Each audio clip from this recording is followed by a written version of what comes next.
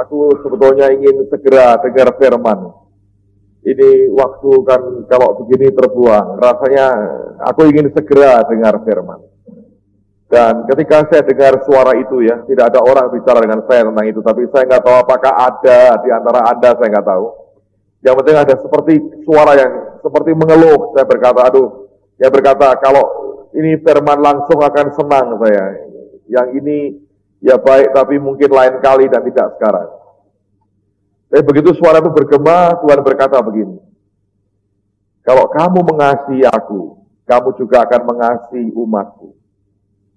If you love me, you will love my people also. Kalau engkau mengasihi Tuhan, saudara, Anda akan mengasihi umatnya. Anda akan mengasihi saudaramu yang lain. Dan untuk itu Anda akan rela mengorbankan apapun demi satu, bahkan mungkin dua dari antara kita dilayani dan mereka menerima akan jamahan yang mereka butuhkan dari Tuhan. Saya tahu di gereja hal yang sama sering terjadi. Ada waktu di mana saya mendoakan orang dan rasanya waktu kita tersita untuk 1-2 orang ini.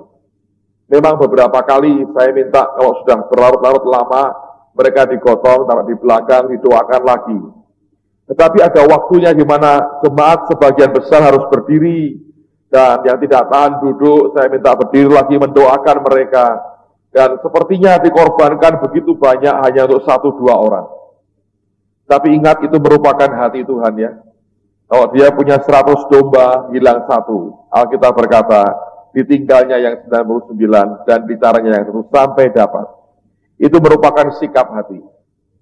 Kalau Anda dan saya bisa menerima ketika ada orang lain dilayani, saudara kelak akan dilayani Tuhan sebagaimana apa yang engkau bisa terima. Tetapi kita harus menyadari bahwa manusia kita ini egonya besarnya luar biasa. Kita ingin kebutuhan kita didahulukan, kita ingin kepentingan kita dinomorsatukan, dan bahkan seringkali tidak peduli dengan orang lain. Saya mau kita belajar sesuatu hari ini. Kalaupun satu orang menyitakan seluruh perhatian kita, kalau itu yang Tuhan sedang kerjakan, saya berdoa kita punya hati seperti yang dimiliki Tuhan. Kita rela berkata, baik Tuhan, aku juga mendukung supaya saudaraku itu tuntas dijamah Tuhan dan diubah hidupnya. Karena nggak ada orang yang tahu kapan momentum Tuhan yang terbaik buat setiap kita. Dan pada waktu kita kehilangan akan saat yang berharga itu, kita mungkin akan sukar mendapatkannya kembali. Saya ingat satu hari saya ngomong dengan beberapa teman, baru minggu lalu ketika saya dari Jakarta selesai, saya berkata begini, Yesus itu Tuhan yang luar biasa, hatinya penuh dengan belas kasihan. Karena Alkitab mengatakan begini, ketika dia dikerumuni orang banyak, dalam keadaan dia sedang melayani orang, tiba-tiba Alkitab berkata Yesus berhenti dan mengajak muridnya bertolak ke seberang. Dia tinggalkan orang banyak dan dia menyeberang ke Gadara. Apa yang dia jumpai di sana? Satu orang gila, satu orang kerasukan setan, dan tinggal di pekuburan. Dia datang ke sana dan dia lepaskan orang ini. Anda perhatikan, dia tinggalkan orang banyak untuk satu orang yang membutuhkan pertolongan. Dan saya berkata, itu hati dari Gembala Agung kita. Kalau kita mau melayani, maka kita harus bisa menerima pendelegasian hati yang seperti itu. Nah, kapan terjadi? Ketika kepentinganmu sepertinya diabaikan, oleh karena Allah berurusan dengan 1-2 orang yang tidak ada sangkut paut dengan kehidupan saudara. Kalau hati kita berkata, baiklah Tuhan, saya akan tunggu sampai waktunya tiba aku diberkati. Kalau jam ini dipakai untuk saudaraku ini supaya tertolong hidupnya dengan pesan Tuhan, dengan jamahan Tuhan yang dia butuhkan, dan kita berkata, aku rela Tuhan, aku tunggu itu. Maka saudara mulai akan terima pendelegasian hati daripada Yesusmu. Dan ini merupakan hal yang penting. Karena sampai di mana kita dipanggil sebagai pelayan Tuhan, sampai sejauh kita bisa menyatakan kasih Tuhan kepada anak-anak yang dia kasihi. Dan untuk itu seringkali perlu ujian-ujian dalam kehidupan kita. Dan itu yang pertama yang saya dengar, dan Tuhan menjawab dengan jelas sekali, dia berkata, if you love me, you will love my people also. Kalau engkau mengasihi aku, Tuhan berkata, kamu juga akan mengasihi umatku. Tapi yang kedua, Ada suara kedua yang keluar yang bergema di hati. Saya nggak tahu dari mana asalnya. Dan Tuhan juga memberikan jawaban untuk suara kedua. Dan suara kedua berkata begini, aduh, ini lebih bagus kalau Pak Petrus Agung yang mendoakan, yang melayani. Ada sikap begitu yang mungkin muncul. Saya mau beritahu saudara, ketika itu gemanya muncul, Tuhan ingatkan saya peristiwa Naaman. Anda ngerti peristiwa Naaman? Dia jauh-jauh datang dari daerahnya, dari Aram, dengan tujuan supaya dia dijamah oleh Nabi Elisa. Dan dia punya konsep, dia punya persepsi begini. Mestinya nabinya keluar, dia memanggil nama Tuhannya, dia gerak-gerakkan tangannya, dan kemudian sakitku disembuhkan. Tapi orang ini kecewa luar biasa. Kenapa? Yang keluar bujangnya. Elisa di belakang ngapain tidak jelas. Sengaja tidak mau keluar, yang keluar bujangnya. Dan yang diomongin lebih menyakitkan hati, dia berkata. Nabi berkata, mandi di sungai Yordan 7 kali. Itu sesuatu yang merendahkan akan martabatnya. Dan Tuhan berkata, di dalam kerendahan hati, Anda akan terima anugerah yang luar biasa. Alkitab berkata, Allah menentang orang yang congkak, but He gives grace to the humble. Dia memberikan anugerahnya kepada orang yang rendah hati. Saya berdoa, mari kita belajar. Sebab saya mau katakan, pelajaran yang Anda dapatkan bukan hanya dari apa yang disampaikan di mimbar, tapi lewat keseharian kita, lewat apapun yang kita alami setiap hari. Dengan teman, dengan siapapun, lewat keadaan apapun, kesulitan apapun yang Anda hadapi. Itu bagian dari pendidikan yang sedang Allah berikan buat kita. Amen. Allah itu selalu menguji hati. Ini yang kita perhatikan. Allah selalu menguji hati. Dan kalau kita sedang diuji hati kita, biasanya tidak tahu bahwa Allah sedang menguji hati kita. Karena seringkali yang muncul itu mendadak dari hati kita sebagai reaksi spontan. Nah, itu yang dilihat oleh Tuhan kita. Sebagai hamba Tuhan, saya berdoa, mari kita belajar lewat segala peristiwa yang terjadi. Dan kalau engkau dapati hatimu tidak benar di hadapan Tuhan, minta Tuhan ampuni aku. Beri supaya hatiku diluruskan kembali dan benar di hadapan Tuhan. Amen. Oke, mari kita buka firman Tuhan. Saya akan minta Victor bacakan ya. 2 Tawarikh pasal 20 ayat 1 sampai dengan ayat yang ke-7. 2 Tawarikh 20 ayat 1 sampai dengan 7. Setelah itu Bani Moab dan Bani Amon datang berperang melawan Yosafat bersama-sama sepasukan orang Meunim. Datanglah orang memberitahukan Yosafat, suatu laskar yang besar datang dari seberang laut Asin, dari Edom, menyerang tuanku. Sekarang mereka di Haseson Tamar, yakni En-Gedi. Yosafat menjadi takut, lalu mengambil keputusan untuk mencari Tuhan. Ia menyerukan kepada seluruh Yehuda supaya berpuasa, dan Yehuda berkumpul untuk meminta pertolongan daripada Tuhan. Mereka datang dari semua kota di Yehuda untuk mencari Tuhan. Lalu Yosafat berdiri di tengah-tengah jemaat Yehuda dan Yerusalem di rumah Tuhan, di muka pelataran yang baru, dan berkata, Ya Tuhan, Allah nenek moyang kami, bukankah Engkau Allah dalam surga? Bukankah Engkau memerintah atas segenap kerajaan bangsa? Kuasa dan keperkasaan ada dalam tangan-Mu, sehingga tidak ada orang yang dapat bertahan melawan Engkau. Bukankah Engkau Allah kami yang menghalau penduduk tanah ini dari depan umat-Mu Israel, dan memberikannya kepada keturunan Abraham, sahabat-Mu itu, untuk selama-lamanya? Nah, perhatikan. Ada situasi di mana terjadi namanya peperangan rohani. Biasanya, kalau kita dengar peperangan rohani, orang Kristen langsung berasosiasi pada kita perlu nengking, kita perlu ajar setan, kita perlu ini, kita perlu itu. Saya berkata itu benar juga. Dan saya berani berkata bahwa kita ini dibawa Tuhan belajar untuk mengalami namanya peperangan rohani.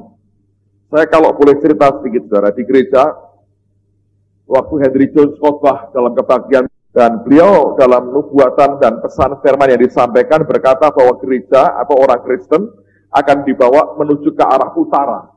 Dan beliau berkata, biasanya di utara itu ada badai.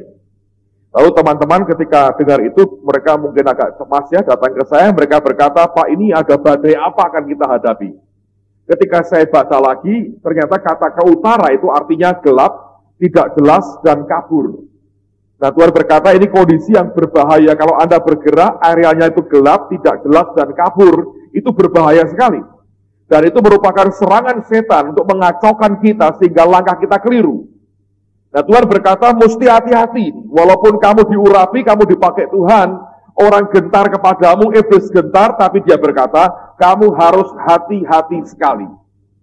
Nah, Anda bisa cek di Ulangan pasal 2 ya, di kamar, di rumah Anda bisa baca sendiri. Waktu saya tahu begitu, saudara, saya mulai berdoa, Tuhan, ini apa yang akan kami hadapi sebetulnya. Lalu kemudian tiba waktu kami selesai di Singapura, Bu Elizabeth pulang ke Semarang, beliau berkata kepada kami begini, ini hati-hati ya, karena saya dapat visi itu iblis dengan kekuatan besar turun dari atas mau menyerang. Dan kemudian dia berkata, tolong doakan anak-anak, doakan jemaat. Jadi kita mulai waspada dengan berita seperti itu. Nah, ketika beliau berkata ada serangan, saya nggak terlalu tanggapi karena saya sedang kesibukan luar biasa. Tapi saya simpan di hati lah itu. Sampai kemudian ketika saya pulang, saya terima report, Henry Jones banyak begini, saya mulai berdoa, saya berkata, I think ini serius. Dan pada waktu itu, Morris Cerullo datang. Morris datang itu sebetulnya hampir batal. Hampir batal. Saya pernah ceritakan kan.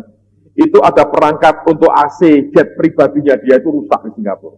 Sudah terbang, balik kembali ke Singapura. Karena AC-nya nggak berfungsi. Ada teman saya berkata, mestinya nggak apa-apa ya, nggak pakai AC. Buka dikit jendelanya, dia berkata. Oh, itu pesawat dibuka meledak, saudara.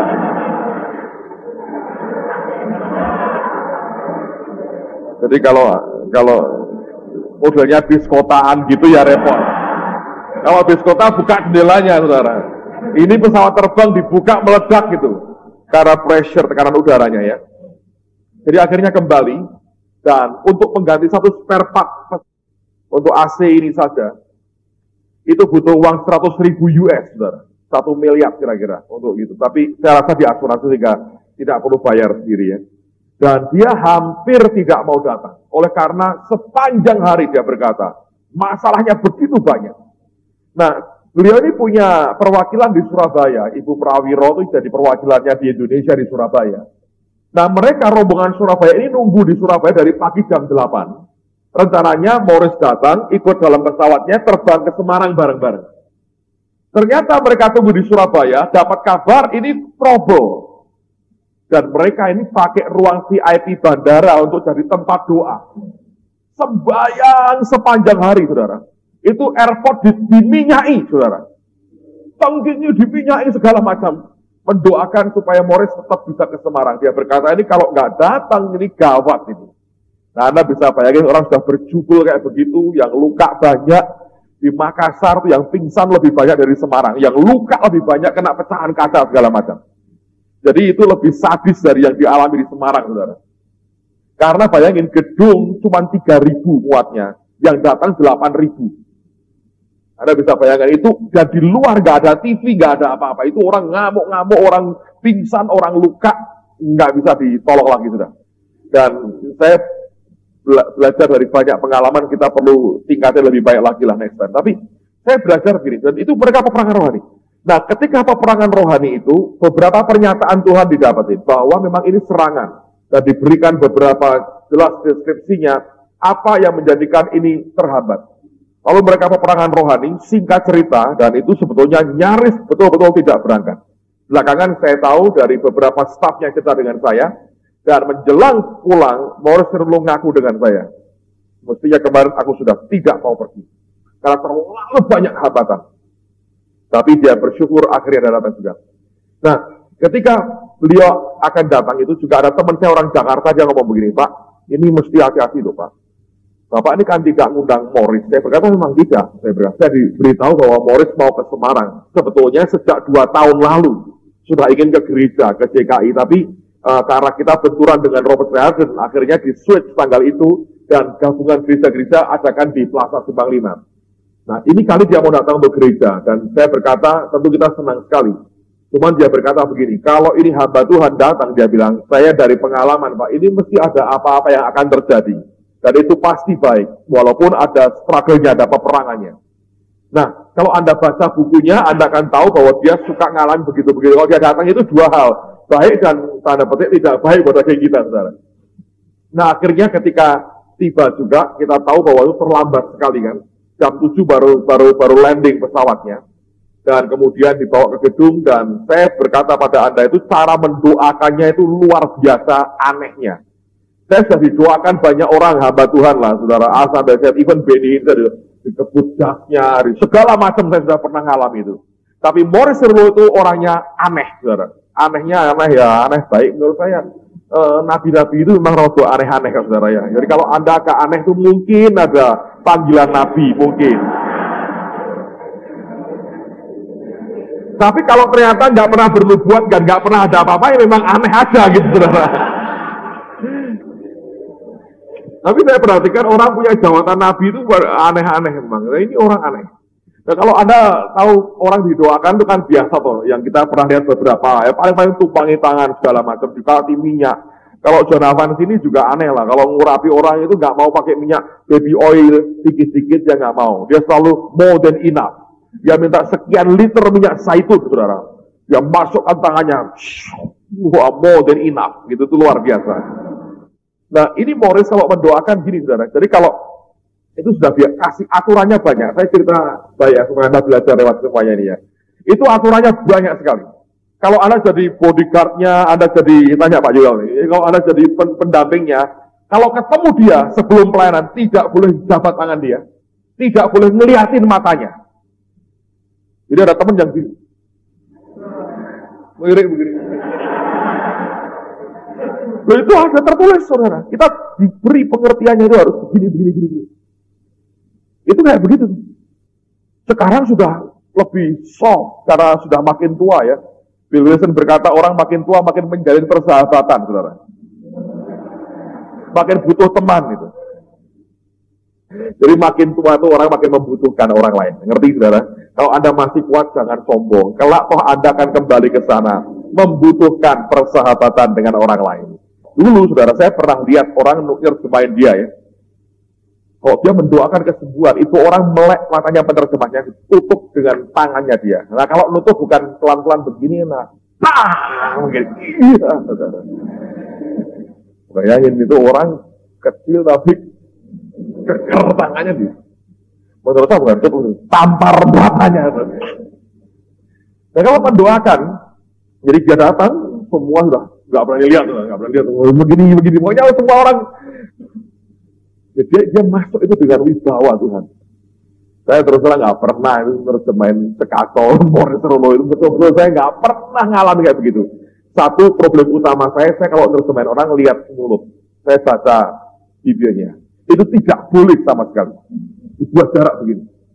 Dia kalau ngadep ke sana, saya nggak tahu dia ngomongnya apa. Sedangkan speaker di panggung itu hampir nggak terdengar. Dia dorong dengan wibawa kayak begitu. Sampai Anda hampir nggak berkutik aja. Dan dia datang ya, dia doakannya bukan dengan tumpangi tangan, oh enggak. Apa yang dia buat, dia pegang kepala saya, dahi, nempel dahi, enggak. Gitu.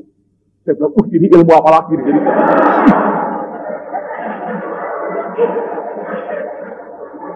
Jadi ini pernah ngerasain dahinya Maurice Cerullo.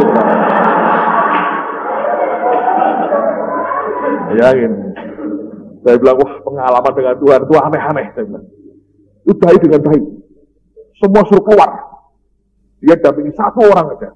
Semua suruh keluar, doa. Gitu. Terus dia jelaskan ke saya, kenapa kamu harus di belakang saya? Dia jelasin macam-macam. Saya bilang, oke, saya bisa mengerti. Mari, buat yang terbaik. Wah, dia keluar ngomong. Wah, ada tokoh Allah di depan dia. Saya bilang, wah, itu nyaris susah berdiri. Juga. Itu wibawa urapannya itu luar biasa. Saya bilang, ada ya orang kayak begini ya. Dan dia ngomong soal peperangan rohani. Kan kalau Anda bilang, ada kuasa segala macam. Anda kalau lihat dia di depan panggungnya, saya bilang, aduh, Tuhan, engkau ini tetap Tuhan ya. Saya kalau jadi Tuhan, kakak sanggup saudara. Itu kita ini pasti ya, kalau lihat gitu itu akan jatuh hati secara manusia. Anda tahu itu hamba-hamba Tuhan ya. Waktu dia minta siapa mau diurapi, mereka lari duluan pertama. Itu kayak orang ngemis sudah. Saya kalau jadi Tuhannya, tak tolong untuk teman-teman saya sendiri, angkatin semua ke depan. Tapi gak berdaya. Nah dia gak urusan. Dia hanya ambil orang-orang yang dia mau ambil aja. Dia gak urusan. Dan itu orang-orang sampai orang. Tapi karena saya tahu, mereka juga ngerti bahwa urapan itu berarti buat sebuah pelayanan. Anda tanpa pengurapan Anda tidak bisa ngapa-ngapain. Kan? Tapi saya belajar itu waktu, saya bilang. Dan saya didoakan orang yang sudah banyak. Waktu dia doakan itu seperti orang itu kayak dihentak listrik kekuatan besar. Sampai ke tubuh itu bisa orang kejam. Saya bilang jujur Tuhan, aku belum pernah ngalami kayak begini. Dan hari itu kan kita buat live lewat radio, Rema kita. Jadi yang dengerin ternyata di luar banyak, saudara. Dan itu orang diberkati. Dan padahal itu pakai cara yang sangat simpel. Kita nggak punya mobile radio, belum punya kita. Kita pakai sambungan telepon aja sebetulnya, telepon ke telepon. Bayangin, pakai cara simpel sekali. Nah itu efeknya besar. Nah waktu selesai semua selesai, saya bilang, saya anterin dia ke airport. Nah ada teman dari Surabaya ngomong saya, Pak, hati-hati Pak Semarang, ini akan ada ledakan. Saya bilang, ya, tapi hati saya berkata, aduh ini betul. Tapi sebelum ada hal besar terjadi, ini kira-kira peperangannya akan gila-gila. Dan nggak lama setelah itu, saya berkata begini ya, kami gereja mengalami banyak hal yang aneh-aneh. Ya nggak masuk akal kok bisa ya orang berbuat ini, berbuat itu, di luar apa yang mereka biasa kerjakan. Tapi ketika Anda sudah ngerti bahwa ini peperangan rohani, reaksimu akan berbeda. Kalau Anda tidak siap dan tidak waspada dan tidak ngerti, apa akibatnya? Kita bisa emosi, kita bisa marah, kita bisa nyalain orang. Dan itu yang ditunggu oleh setan. Sehingga apa? Kita diadu kan, saudara? Dadar, begitu. Tapi saya ngalami begitu. Jadi itu bagian dari peperangan yang terjadi. Lalu, saya tidak mau menghubung-hubungkan, saudara. Tapi ini faktanya, dan saya yakin ini betul. Jawa Tengah ini 1 bulan terakhir kena gempa 2 kali. Saya ini lahir di Semarang, saudara. Kagak pernah kayak begini, gak pernah. Yang terakhir itu kenceng sekali malam-malam. Saya bilang, ini halaman depan ditabrak mobil. Saya bilang, siapa nabrak mobil? Di gerbang depan, itu kencengnya dar. Saya di luar gak ada apa-apa. Saya keluar, Ibu Indri keluar. Tetangga saya itu. Sudah mau tidur tuh, sudah pakai pakaian tidur keluar ya. Firasyatak haramasyatak. Gak ada apa-apa, wong gempa, saudara. Telepon baru ketahuan itu seluruh kota dan sebagian beberapa kota di sekitar itu gempa. Nah ini saya yakin secara rohani, Anda jangan anggap ini gak ada apa-apa loh, saudara. Ini bagian dari peperangan rohani. Tapi saya tahu ujungnya membawa kita dalam kemuliaan Tuhan yang luar biasa. Ini bagus kan? Ini bagus, saudara. Saya senang ini. Jadi sudah lama gak ada begini-gini, ini bagus sekali. Saya bilang di seluruh gereja kami yang paling penting didoakan, paling butuh doa itu saya. Serius. Dan saya ngomong sama istri saya, aduh aku ini ngerasa kayak target setan, saya bilang. Tolong doain dong, saya berkata. Dan saya minta Anda berdoalah buat saya, saudara ya. Saya ini orang yang paling butuh didoakan. Kalau dalam kebaktian di kelas ini saya doakan Anda. Di kamar masing-masing Anda doakan saya. Hati dengan saudara? Hati gitu. Kalau enggak bisa lah, saudara. Saya selalu berkata begini. Kayak di pesawat terbang misalnya ya. Kalau tiba-tiba tekanan udaranya drop sehingga oksigennya berkurang, ketika itu keluar akan seperti masker untuk gas oksigennya bisa ngalir. Kalau ada seorang ibu bawa anak kecil, yang dilayani pertama bukan si anak, tapi orang tuanya dulu. Orang tua pakai dulu, baru dia nolong anaknya. Ngerti? Kalau yang nolong tidak berdaya, yang ditolong mati sekalian. Jadi ini hukumnya. Jadi sama dengan di gereja, orang yang paling didoakan pertama itu orang yang melayani. Para pemimpinnya, itu kewajiban, saudara. Itu harus. Kalau mereka goyah, mereka runtuh, mereka rontok, saya percaya bahwa yang lain juga akan rontok. Dalam hidup saya ini, saya ngomong terus terang, saudara, saya ini sudah dapat jaminan dari Tuhan untuk sampai selesai ke garis akhir. Tapi saya tidak pernah mau anggap enteng apapun juga. Sikap meringankan, anggap enteng itu akan membuat kesombongan. Nah, kesombongan membuat kita keluar dari jaminan Tuhan dalam kehidupan kita. Jadi, mari kita responi dengan baik semua yang sedang terjadi. Dan saya percaya bahwa kita akan dan pasti dan sedang keluar sebagai pemenang. Bahkan lebih dari pemenang. Ini bagus. Saya bilang, wow, ini kalau sudah begini dahsyat. Ini ya dahsyat. Ini akan luar biasa. Saya tunggu aja ini. Ujungnya, akan ada ujungnya ini. Ini pasti luar biasa. Dan kita sedang dibawa Tuhan dalam masa seperti ini. Ini waktu di mana kita mesti berperang. Nah, hati-hati, jangan saling menikam temannya. Sesama anak Tuhan bisa larang saling menikam, saudara. Ngerti ya? Karena kita mesti jaga punggung teman kita satu dengan yang lain. Dan sebagai orang percaya, kita mesti bisa saling menjaga satu dengan yang lain. Dalam kehidupan bergereja nanti kelak, dalam pelayanan Anda, hal yang seperti ini akan terjadi. Memang betul bahwa setiap hari kita ini mengalami peperangan rohani. Tetapi ada waktu-waktu di mana intensitas serangan setan itu begitu kuat, lebih daripada yang biasa-biasanya. Dan di situ sebetulnya itu saat-saat yang menentukan. Begitu kita keluar sebagai pemenang, luar biasa, Anda akan nikmati jiwa-jiwa itu dahsyatnya luar biasa. Saya pernah ngalami ya, itu terjadi pada akhir tahun 98 yang lalu. Saya pada waktu itu baru lihat tanah di Gunung Pati. Pulang dari sana, saya kan diantar sampai ke rumah. Saya turun itu ya saudara, perasaan jadi aneh. Loh, aku ini kok seperti ngambang ya badannya. Lalu kemudian ketika mau tidur ya, gosok gigi kan, tangan ini tidak terkontrol. Bisa geraknya tuh bisa kacau. Ya, serius. Saya ngomong istri saya, aduh aku ini nggak beres. Kenapa nih? Nah istri saya sudah ngantuk berat. Dia memberikan jawaban paling enak. Tidur aja kan beres katanya. Ya sudah, saya tidurkan saudara. Kira-kira menjelang pagi jam 3-an, setengah 3 atau jam setengah 4. Saya terbangun saudara. Waktu saya bangun saudara, yang mengejutkan saya di sebelah saya itu bukan istri saya. Antara saya dan istri saya itu ada tengkorak. Dengan kepalanya noleh ke saya begini.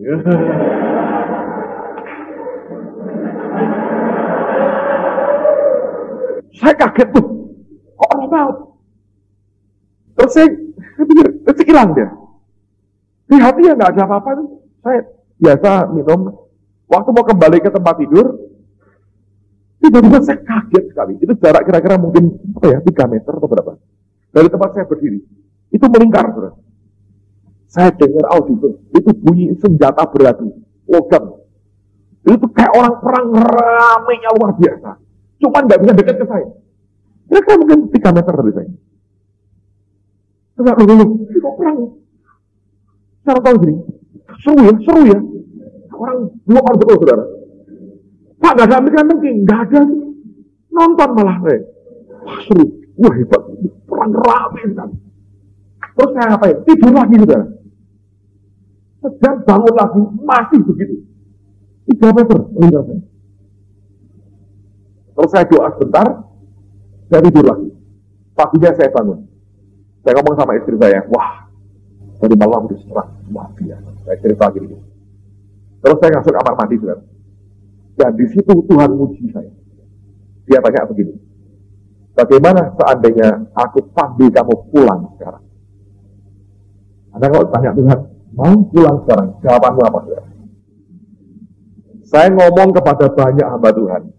Saya tanya gini, Bapak atau Ibu, saya tanya. Kalau Tuhan bilang suruh pulang sekarang, ya jangan dong, kan belum waktunya, tugas itu belum selesai. Selalu jawabannya begitu. Jadi ya, pada diri hamba Tuhan dan orang-orang Kristen, diam-diam dalam batin yang paling dalam, ada rasa takut mati itu, saudara. Padahal ngaku, kalau mati kemana? Surga! Mau nggak? Ntar!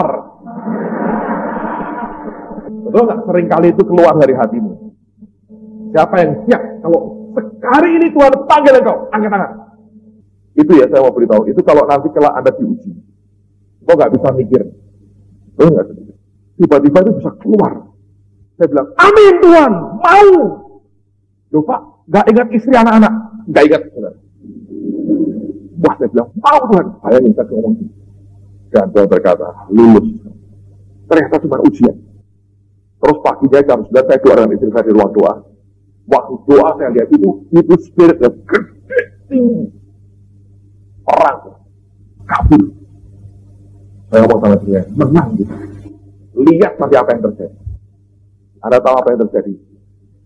Masuk 99, kami diberkati dengan jiwa-jiwa itu luar biasa. Dari ratusan berubah ke ribuan. Itu tahun 99. Dan itu awalnya dari waktu saya ngalamin peperangan seperti itu. Desember saya ke Cirebon ketemu Pak Yusak. Januari 99 saya berkata, Aku beri kamu jaminan selesai sampai garis akhir. Dan saya berkata itu anugerah yang luar biasa. Tapi sekalipun demikian, saya tidak mau anggap enteng segala yang terjadi. Amen, saudara. Nah, pengalaman peperangan rohani itu ternyata merupakan pintu besar untuk membuat kita bisa masuk menikmati akan apa yang Tuhan sediakan. Begitu kita itu menang, jarahan menanti kita.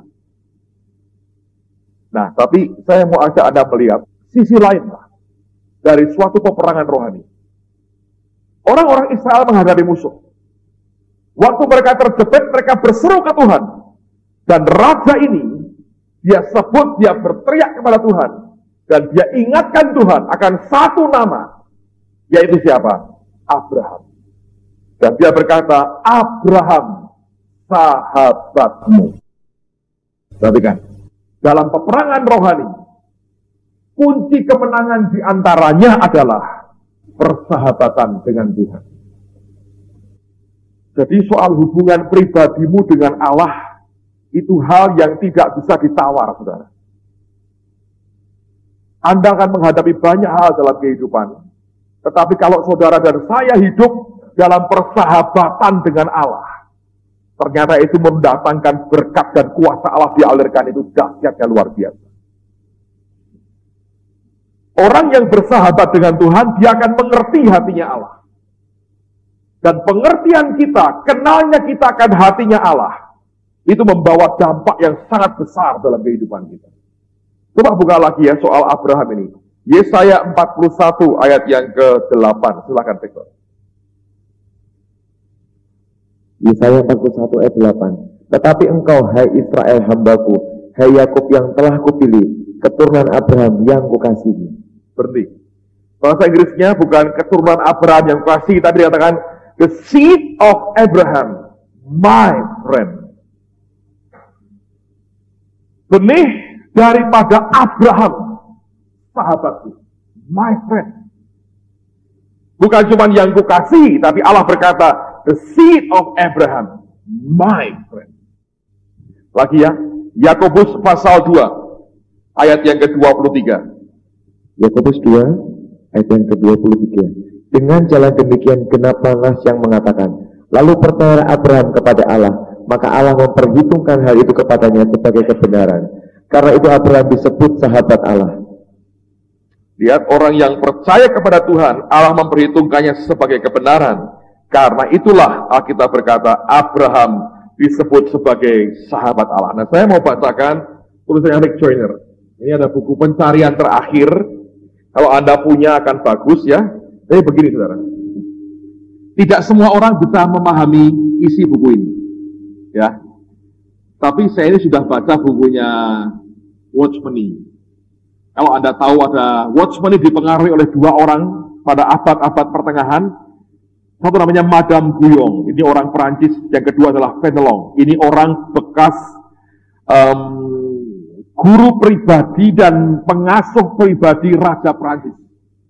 Dia seorang imam, dan dia punya hubungannya dengan Tuhan yang luar biasa. Nah, ini dua orang ini mempengaruhi hidupnya Watchmeni luar biasa. Saya dengerin khotbahnya Benny Hinn, dia ngutip dari tiga orang ini begitu banyak statementnya. Lalu saya dengerin khotbahnya Pak Yusak, saya dengerin semua. Terus saya baca buku ini. Sama. Persis yang mereka omongin sama. Dan saya pribadi diberkati, kan. Saya pribadi nanti kalau Anda baca beberapa bagian apa yang selama ini saya bagikan, Anda akan berkata itu dalam pola yang seperti itu.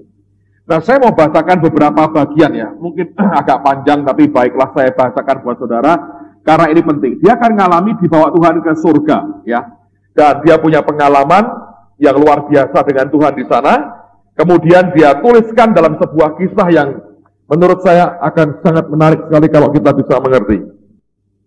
Tuhan berkata begini kepada Joyner ya, dia berkata, ketika aku menampilkan diri kepada Yosua sebagai pemimpin pasukan, aku menyatakan kepadanya bahwa aku tidak berpihak kepadanya ataupun kepada musuhnya.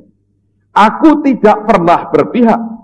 Apabila aku datang, aku mengambil alih, bukan berpihak. Ingat ya, Tuhan itu ambil alih, bukan berpihak. Kalau Anda berkata, Tuhan itu belain aku, enggak. Dia belain dalam pengertian dia ambil alih hidupnya. Nah, kepada orang yang mau diambil alih, dia akan datang ke sana. Aku tampil sebagai pemimpin pasukan sebelum Israel memasuki tanah perjanjian.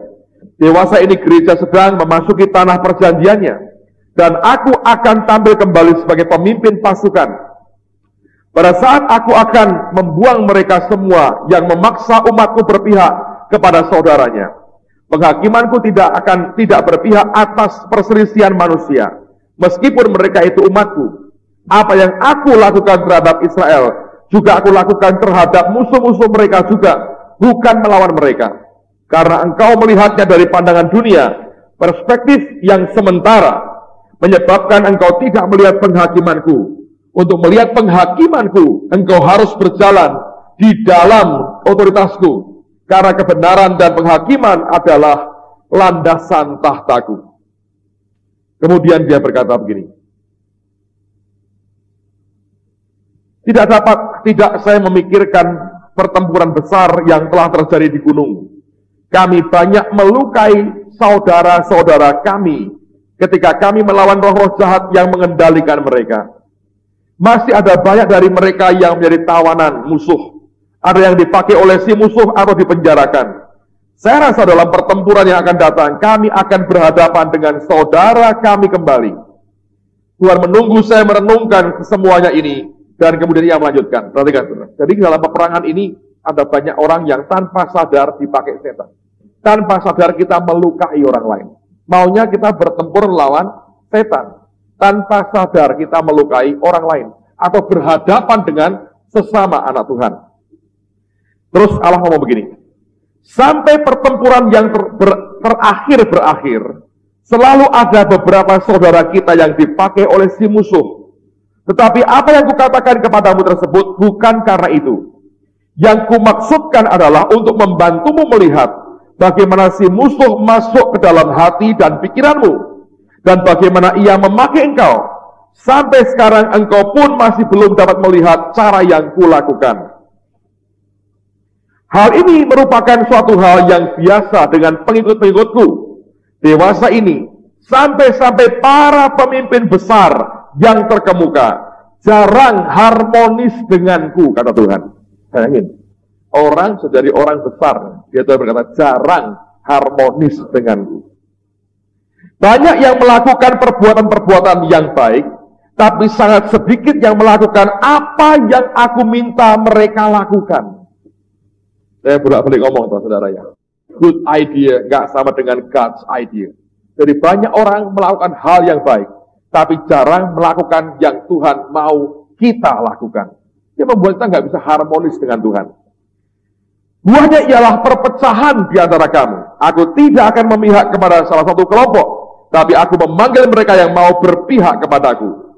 Engkau terkesan ketika aku memberikan kepadamu perkataan marifat mengenai penyakit seseorang ataupun marifat lainnya yang tadinya tidak engkau kenal.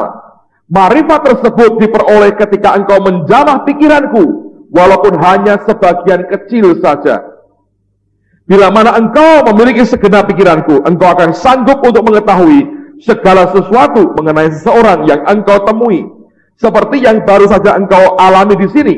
Engkau dapat melihat semua orang seperti aku melihat mereka. Namun demikian untuk tinggal sepenuhnya dalam aku, diperlukan hal yang lain lagi. Engkau harus perhatikan, memiliki hatiku untuk mengerti bagaimana memakai karunia marifat tersebut dengan benar. Hanya dengan demikian engkau dapat memperoleh penghakimanku. Perhatikan ini. Aku hanya dapat mempercayaimu dengan pengetahuan adikodratiku sampai kepada tingkat di mana engkau mengerti akan hatiku. Karunia-karunia roh yang aku berikan kepada gerejaku hanyalah merupakan tanda yang kecil dari kuasa yang akan datang. Aku memanggil engkau untuk menjadi utusan dari zaman itu, dan karena itu engkau harus mengetahui kuasanya. Engkau harus sungguh-sungguh menginginkan karunia itu, karena karunia itu merupakan bagian dari diriku. Dan aku telah memberikannya kepadamu sehingga engkau dapat menjadi seperti aku. Engkau benar karena mencari tahu pikiranku, jalanku dan kehendakku. Tetapi engkau juga harus sungguh-sungguh berusaha untuk mengetahui hatiku. maka mata hatimu akan terbuka, dan engkau akan melihat apa yang aku lihat, dan melakukan apa yang aku lakukan. Aku akan mengaruniakan kuasa-kuasa yang lebih besar lagi kepada gerejaku. Tetapi ada penyesatan yang besar yang seringkali datang kepada mereka yang dipercayakan kuasa yang besar. Dan apabila engkau tidak memahami apa yang akan kutunjukkan kepadamu, engkau juga akan jatuh ke dalam penyesatan itu. Engkau meminta kasih karuniaku dan engkau akan mendapatkannya. Kasih karunia pertama yang akan menjaga engkau di jalan kehidupan adalah mengetahui di tingkat penyesatan mana engkau sekarang sedang berada.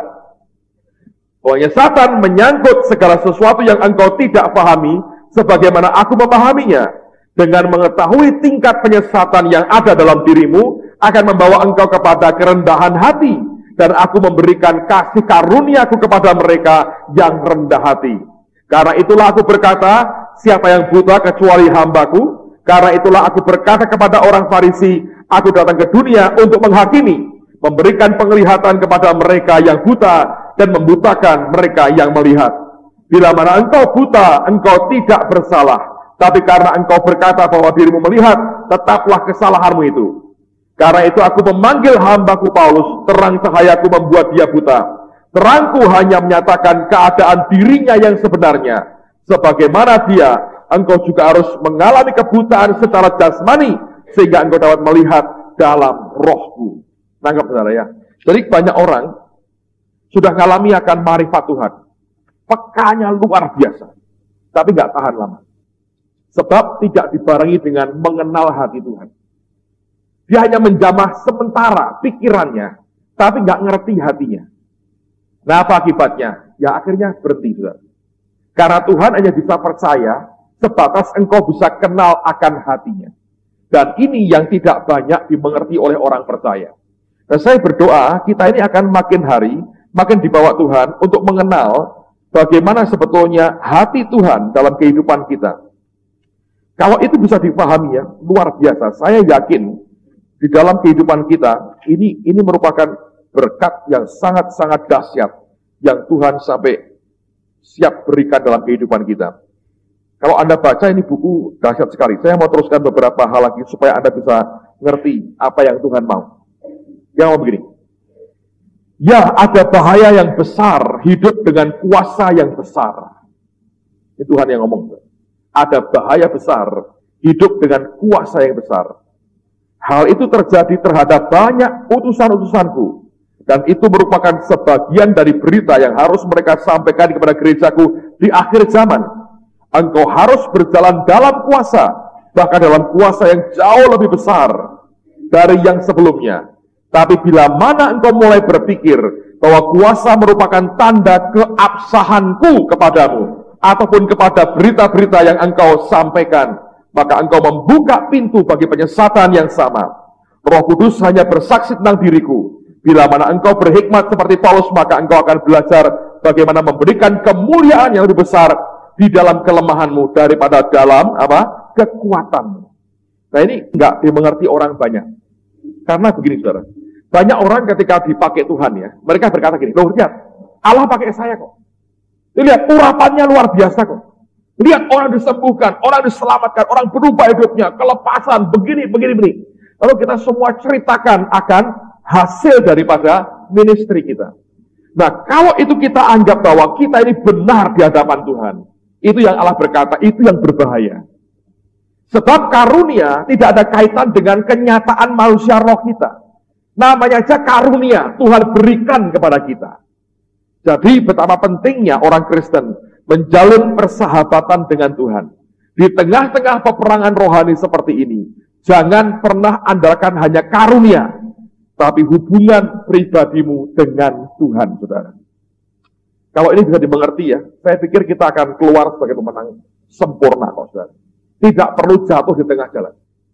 Karena orang itu cenderung, kalau sudah merasa ada hasilnya, ya, orang cenderung itu bangga dengan hasilnya. Tapi sebetulnya Allah mau kita ini bangga dengan sumber dari semuanya, yaitu Allah. Dia berkata, kalau kamu bermegah, bukan karena kekayaan atau hikmatmu atau kekuatanmu, bermegah karena engkau mengenal Tuhanmu. Karena engkau kenal sumbernya, yaitu Allahmu. Dan ini nggak gampang, saudara. Nggak gampang. Kalau Anda berhasil sesuatu, kan Anda bangga. Nah, engkau bangga itu sebenarnya apa? Bangga dengan hasilnya. Salah juga. Saya ngalami ya, saudara. Kalau Anda makanya kalau tidak bergaul dengan Tuhan, Anda nggak bisa ngerti. Semakin saudara dipakai Tuhan itu, tipisnya luar biasa. Sebab saudara ini akan menikmati banyak kemudahan yang orang biasa nggak akan nikmati. Orang kalau ngalami kuasa Tuhan, tangan Allah di atas kita, itu Anda boleh minta apa saja, kasarnya ya, orang bisa kasih kepada saudara. Tapi di situ Anda memanfaatkan Tuhan untuk kepentinganmu pribadi. Engkau bisa pilih loh, antara engkau memuliakan Tuhan, atau engkau memuliakan dirimu sendiri. Kalau Paulus dia bermegah dalam kelemahannya, bukan dalam kekuatannya. Banyak orang ingin apa yang dia hasilkan diakui orang. Sehingga dia terima pengakuan dari orang, disanjung orang sebagai orang yang berhasil hidupnya dan pelayanannya. Paulus cerita banyak kelemahannya, ketidaksanggupannya, kebodohannya, ketidakmampuannya, ketidakberdayaannya. Dan dia berkata, semua ini karena Tuhan. Nah itu bukan hanya di mulut saudara.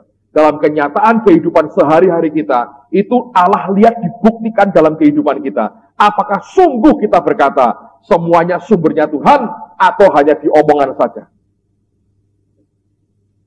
Nangkep ya saudara ya. Saya harap saudara nangkep. Sebab gini ya, saya kalau ngomong terus terang begini. Kadang-kadang ya, orang itu bahkan berlomba-lomba untuk memberkati saudara. Orang berlomba-lomba untuk memberikan yang terbaik yang dia punya kepada saudara. Sebagian disuruh Tuhan, sebagian tidak. Serius. Satu hari saya ini ajak makan orang. Ini hamba Tuhan ajak makan. Lalu kemudian dia bilang, Pak, saya perlu waktu bicara. Ada satu keluarga lagi yang desak sekali. Saya juga mau ngajak makan. Ini semua ngajak makan, ini meledak perut saya. Terus saya bilang, atur sendiri lah, atur sendiri. Diatur sendiri. Dia bilang, enggak, saya 2 menit aja, Pak. Itu tahu anak ini desek mau ketemu saya. Saya sudah tolak. Itu desek ketemu saya. Hanya untuk apa? Saya ingin memberkati Bapak. Dia kasih saya duit puluhan juta. Hanya untuk itu aja, terus puas. Nah kalau saudara ya, hatimu nggak nyantol ke Tuhan, bahaya.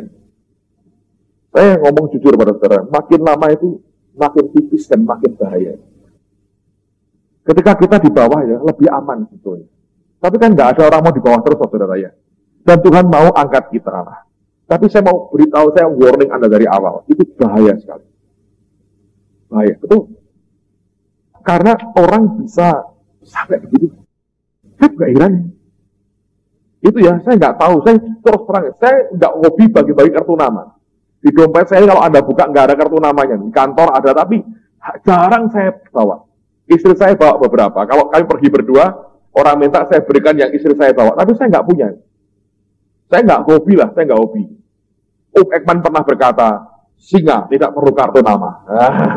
Tahu orang tahu ini singa, bukan kambing, tidak perlu kartu nama. Sampai ada teman saya nyetak kaos khusus, singa tidak perlu kartu nama. Dia berkesan dengan kalimat itu. Tapi saya mau beritahu saudara ya, begini. Ada saatnya di mana tiba-tiba saya nggak, apalagi nyetak bank account saya nggak pernah. Tapi itu aneh, tiap bulan mesti ada orang ngirimin duit, tidak jelas dari mana. Malaikat lah atau apa saya nggak tahu. Pokoknya tiap bulan ada orang ngirimin duit.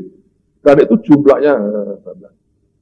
Karena saya berkata ya, saya jujur pada saudara, Anda kalau tidak kenal Tuhan betul, hatimu tidak melekat ke Tuhan, saudara bisa memanfaatkan untuk kepentingan pribadimu itu bisa sekali. Makanya saya berkata, pakai ini ilmu hati saudara, jaga kemurnian hati kita. Sampai seberapa engkau bisa mengizinkan Allah jaga hatimu, sejauh itu Tuhan bisa percaya kepada saudara. Serius. Dan sering kali Tuhan uji loh saudara. Itu ujinya ya, waduh saya berkata ini. Saudara, saya ngomong apa adanya Pak saudara, Anda kan belajar, saya harus buka apa adanya. Saya sering kali orang kirimin duit saya, jumlahnya gede-gede, puluhan juta. Tapi satu kali, di jemaat sendiri, itu ada orang ngasih persembahan. Tulis di amplopnya, untuk pendeta Petrus. Nah itu oleh staf ya, kalau sudah begitu nggak dibuka. Karena mereka tidak perlu tahu juga, mereka nggak ingin tahu lah. Mereka tahu etikanya. Itu di masjid, kumpulkan jadi satu, terus diberikan saya, Pak, ini dari jemaat memberkati Bapak. Berkali-kali saya ngalami, begitu jumlah besar masuk, tumbuhnya, Tuhan muji. Itu bukan jemaat muji, Tuhan yang muji hati. Apa yang terjadi, saudara? Itu ya, saya buka itu amplopnya.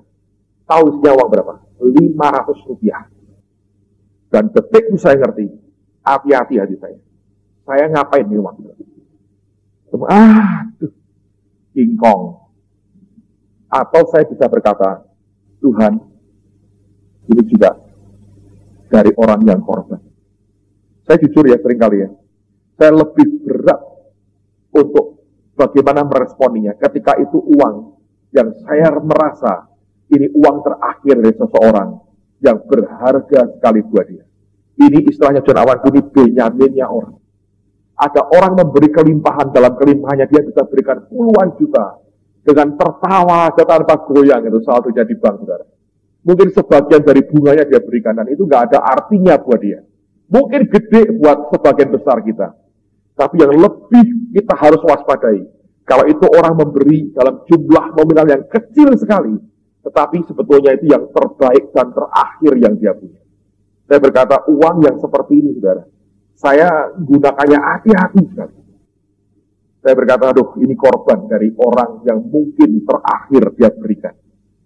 Dan itu bukan uang bagus, uang sudah kucel, uang jelek. Saya berkata, mungkin ini berbahaya kalau kita berkata, cuma 500. Ada orang-orang yang begitu kan, karena terbiasa terima uang besar, Allah bisa menguji hati itu. Makanya saya berkata, tolong hati-hati. Saudara bisa diuji Tuhan dalam banyak hal. Ini ada teman kita yang ngasih saya mobil. Saya mau beritahu saudara ya, itu ujian buat saya. Serius. Saya waktu dengar gitu ya saudara. Ya buat saudara kita ini, saya tahu ini Benyaminnya lah ya. Mungkin lebih tepat berhalanya kali itu terus di mana-mana di mobil. Jadi saya itu nampungin berhala-berhala juga. Tapi yang ini jangan dibakar saudara, tidak boleh dibakar. Tapi Tuhan itu ngerti. Ya, mereka berdua berkata pada saya gini, Pak, terus terang dalam pergumulan saya berkata, Pak, terus sudah ada mobil bagus. Buat apa mobil saya ini?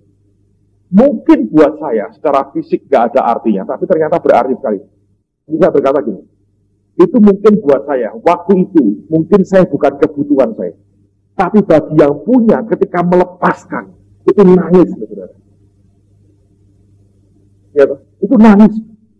Secara fisiknya, betul yang dia berkata, saya memang tidak berdoa untuk itu. Di rumah saya ada 2. Tapi akan saya lepas 1 lah sekarang ini. Tapi saya berkata pada saudara, ketika itu diberi di datang, itu dua-dua diuji. Yang melepaskan barang itu diuji.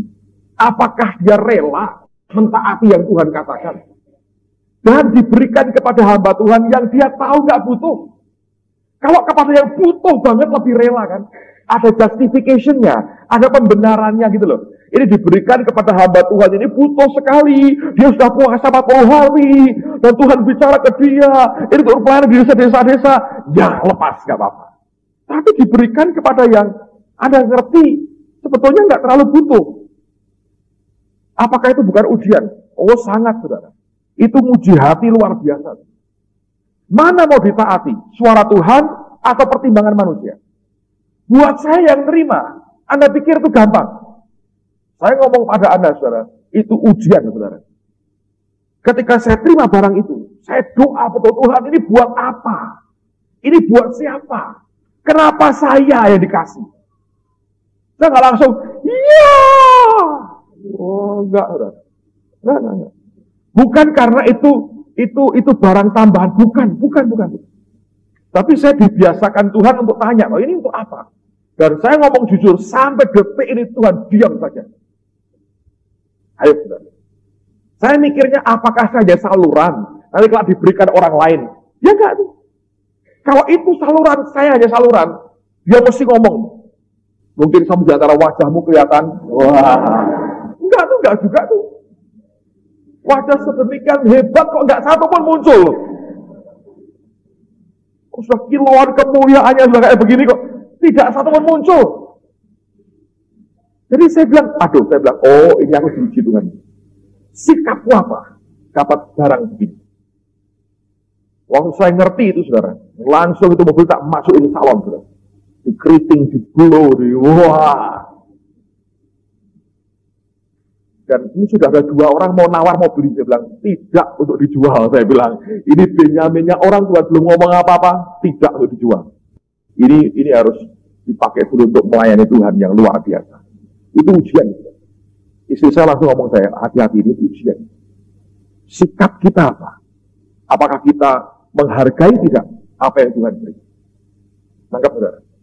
Nah, saya mau ngomong apa adanya ya. Kalau saudara sudah punya BMW baru, dan Anda diberi tambahan mobil, secara manusia bisa berkata, ngeri, tapi itu bahaya sekali. Jadi Allah mau lihat ini, orang ini sudah mata duitan, lihat barang yang begitu-begitu, atau dia tetap menghargai apapun dan siapapun dan berapapun yang Tuhan hadapkan dan berikan dalam hidupnya. Nah, kalau Anda sudah mulai congkak hatimu, Anda berkata, kalau enggak, standarnya ini enggak berlaku buat saya berkata, hati-hati. Dan langsung kita berikan ke orang tanpa tanya Tuhan. Kita sebetulnya melukai hatinya. Nanti bisa amblas semua, saudara. Percaya? Tuhan itu uji hati kita. Makanya saya berkata, mari saudara dan saya jaga hati kita. Jalin hubungan dengan Tuhan. Mesti punya fellowship dengan Tuhan yang baik. Supaya kita bisa ngerti apa yang sebetulnya Tuhan itu sedang kerjakan dalam kehidupan kita. Dalam tengah-tengah peperangan yang paling dahsyat sekalipun, kalau kita nyandar kepada Tuhan, kita akan dibawa Tuhan keluar sebagai pemenang utuh, saudara. Tanpa luka-luka parah. Ada banyak orang menang sambil luka parah. Saya percaya kita keluar utuh sebagai pemenang karena kita mau belajar bersandar kepada Tuhan. Nah, jangan dikira ya peperangan itu hanya nengingin setan. Anda akan berhadapan dengan banyak hal yang sama sekali tidak engkau duga. Tapi semua di dalamnya itu ada ujian Tuhan, ada jebakan setan, dan ada banyak hal yang kita sebetulnya seringkali tidak jelas itu apa. Nah, lihat sekarang Mazmur 91. Lihat pada ayat yang pertama. Di rumah tolong baca seluruh pasal. Mazmur 91, lihat ayat yang pertama dulu. Silakan, Victor. Mazmur 91 ayat yang pertama. Orang yang duduk dalam lindungan yang maha tinggi dan bermalam dalam naungan yang maha kuasa akan berkata kepada Tuhan, tempat perlindunganku dan kubu pertahananku, Allahku yang kupercayai. Amen.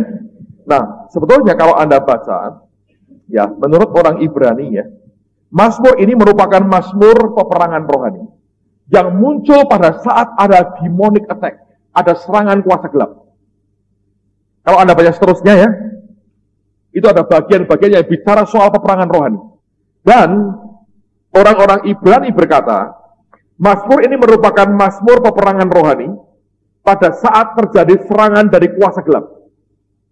Nah, untuk menghadapi serangan kuasa gelap itu, dimulai dengan kalimat pertama yang berkata, orang yang duduk dalam lindungan yang maha tinggi dan bermalam dalam naungan yang maha kuasa.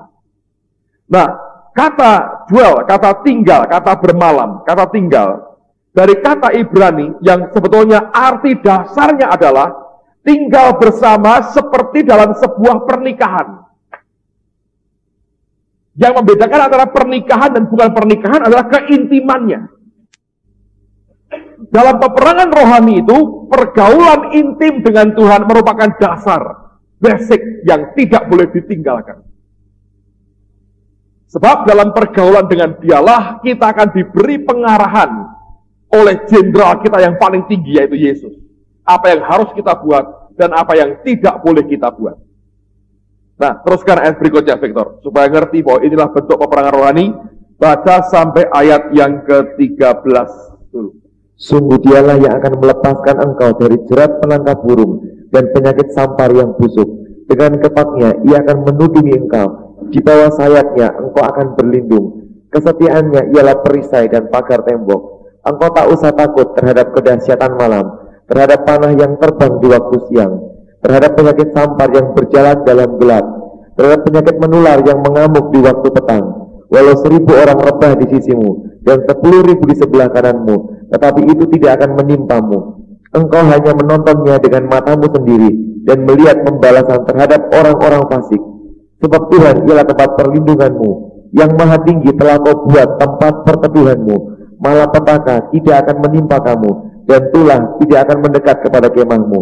Sebab malaikat-malaikatnya akan diperintahkannya kepadamu untuk menjaga engkau di segala jalanmu.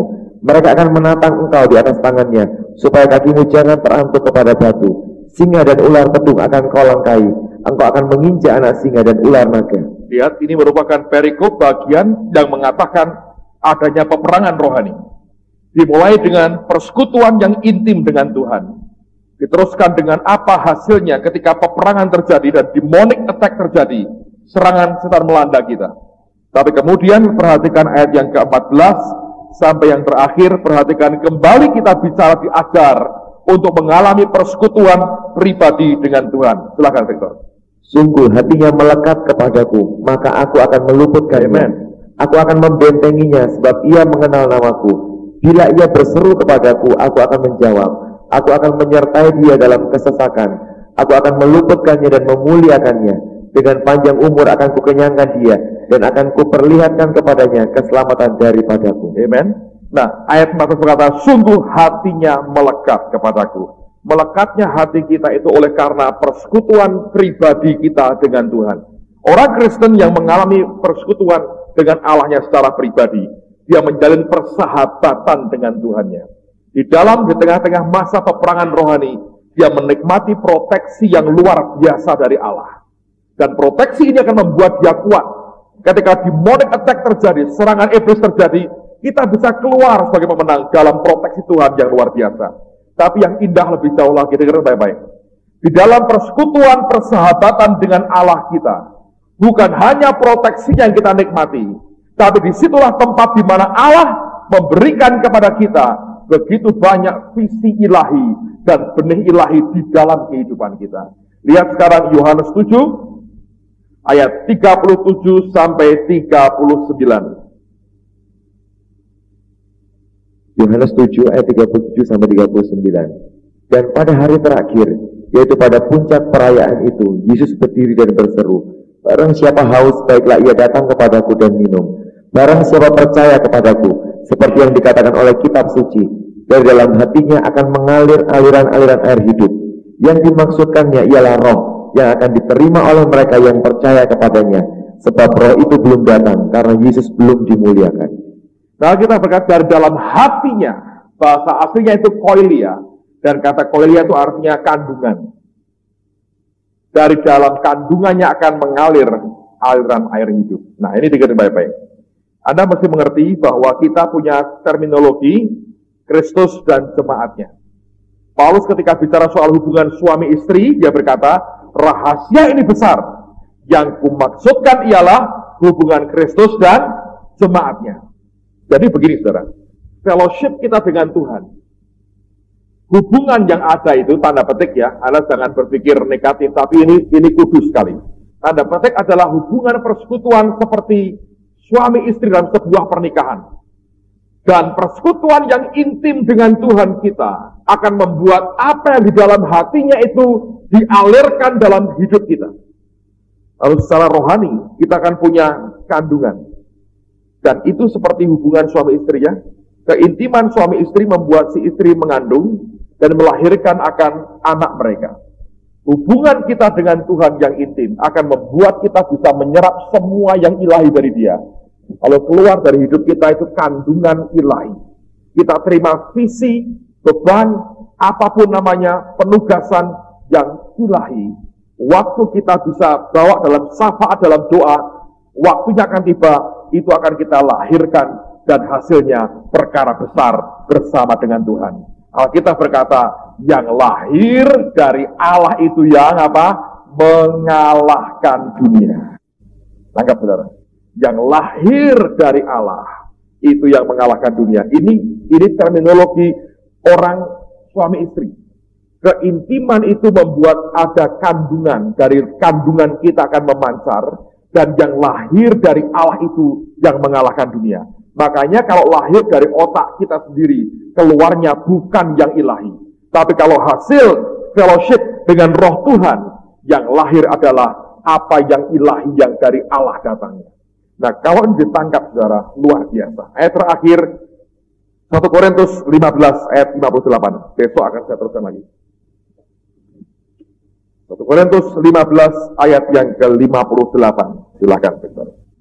1 Korintus 15 ayat 58. Karena itu saudara-saudaraku yang kekasih, berdirilah teguh, jangan goyah, dan giatlah selalu dalam pekerjaan Tuhan. Sebab kamu tahu bahwa dalam persekutuanmu dengan Tuhan, jerih payahmu tidak sia-sia. Perhatikan kata giat dan jerih payah. Dua kata ini dalam apa? Persekutuanmu dengan Tuhan. Jerih payahmu ini tidak sia-sia. Di luar persekutuan dengan Tuhan, jerih payahmu jadi apa? Sia-sia. Nanggap, saudara. Banyak orang kerja keras, tapi nggak punya persekutuan dengan Tuhan. Nggak ada fellowship-nya dengan Allah. Sia-sia semuanya. Saya kan kemarin ngomong terus terang di gereja waktu minggu pagi. Saya ini kayak pengangguran, saudara. Serius. Ya, saya ini ya, kerjaan saya cuma khotbah tok di gereja. Fisiknya loh. Saya nggak buat banyak sebenarnya. Karena ada perasaan secara manusia ini feel guilty juga nih. Wah, jadi gembala sidang. Kayaknya hebat, tapi nganggur saya ini sebetulnya. Saya nggak kerja banyak loh. Jadi saya nggak kerja banyak. Waktu luang banyak, Pak. Banyak waktu luang. Secara fisik. Memang itu saya isi dengan persekutuan dengan Tuhan. Tapi ujungnya saya kembali berkata, memang itu tugas utama saya sebetulnya. Anda bisa ngerti, semua akan dibuka Tuhan. Tapi ingat, saya sampaikan dasarnya. Hatimu itu loh, melekat ke Tuhan. Anda tidak akan buat persis yang saya buat dan kami buat. Masing-masing punya pola berbeda-beda. Tapi kita punya Allah yang sama, yang maha besar, saudara. Kalau hati kita melekat kepada yang maha besar, saya percaya ada banyak hal yang dibuka Tuhan. Dia lebih dan jauh lebih besar dari apa yang kita duga selama ini. Karena itu layani Tuhan dengan segenap hati. Biarkan hatimu melekat ke Dia setiap saat. Amen, saudara. Mari angkat tangan, semua berbahasa dengan kuat. Kirapa syatakara patakara palapata satakara. Yang kuat. Syakarapata sitikiapata karamataka sitikiara palapa. Sekiara bahasa takara patakara sitikiara. Ulu pushikiri pikana sekiara bahasa takara palapa sitikiara. Ulu pushikiri pikana masandara madakana masandiri bishikana ma. Ulu pushikiri pikana masandara madakana masandiri. Guru lepushikana maina masandara masikana maina marala patakana ma. Guru la patakana mashindiri pikana masikana ma. Guru babakana masandiri pushikiri pikana masandi.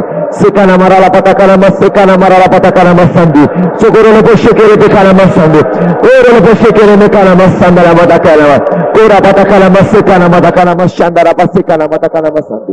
Kami serahkan sepanjang minggu dalam tangan-Mu. Kau pimpin dan sertai kami semua. Terima kasih buat hari ini. Percaya yang disampaikan akan tinggal dalam hati kami dan pikiran kami, dalam roh kami. Terima kasih Bapa. Dalam nama Yesus kami bersyukur. Haleluya. Amin.